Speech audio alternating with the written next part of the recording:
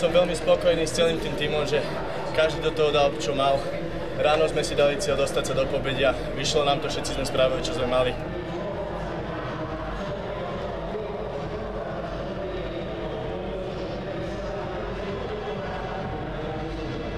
Po obede sme sa ešte všetci dokázali zlepšiť, minimálne zaplať to, čo ráno. Nemáme sa na čo časovať, perfektný výkon. 1,5 sekundy od medálu sme ešte neboli nikdy.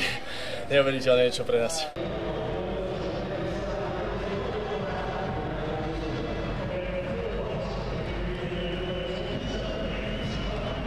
Tak myslím si, že sme sa vyhecovali aj tou atmosférou tým, že je to finále, ale sme veľmi radi, že sa nám to podarilo ešte posunúť o tie 2 priečky.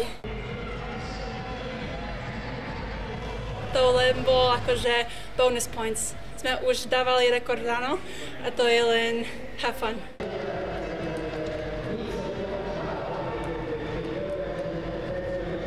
Vedeli sme, že máme Norov vedľa seba a proste sme len chceli poraziť a tak sa podarilo, takže super. Je to určite a je to veľké, pre nás je to dobré, že 4 najrýchlejší, vlastne 50 kráľovali sme sa stretli v jednu dobu a môžeme ísť vlastne aj Tereza aj Lily sú najrýchlejšie, aké tu kedy boli, ja s Tiborom takisto a je veľmi dobré, že môžeme spolu doštartovať na tej štafete na majstrovstvách sveta a ukázať, že niečo máme a dokážeme poraziť aj tých Američanov, aj Švédov, aj Nemcov, aj ostatných.